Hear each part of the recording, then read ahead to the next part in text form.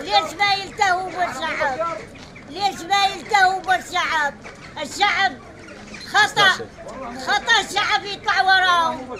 نحن انتخبناهم وسويناهم وجبناهم على الرصيف وقعدناهم، ضربونا بتلاق زتونا. ما يصير. حكومة يحكمونا بالعدل. الميت الطالب ما عنده شغل، اللي عنده شهادة بكالوريوس يكنس الشارع، اللي عنده دكتوراه يكنس الشارع، الفقير ما عنده، الجوعان ما حد يرحمه. ليش؟ الحكام ليصيروا ظلام يجيكم أظلم منكم. رب العالمين عنده كفل ويكون، ما يخليكم أسفل السافلين يدمر. تضحكوا على الشعب، تضحكوا على النساء، تضحكوا على الأطفال. شنو ذنبهم؟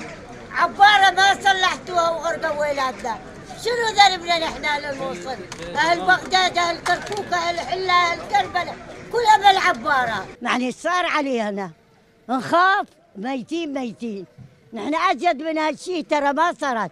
عراقيين ونحن نضحي اللجل العين تكرم مدينة، من كربلاء، من نجف، من حلة، من أربيل، من دوك، من عمادية، من سنجار، من كل فج العميق.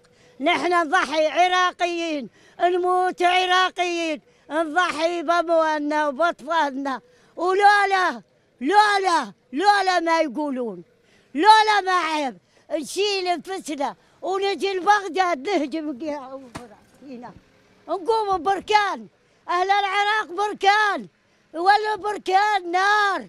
ليه هجينا أكبر واحد ندبره؟ ولا والله لا هجينا أهل العراق ندبر أكبر بركان. لا يقولون فلان دولة تجينا وفلان دولة. الله أقوى من الدولة.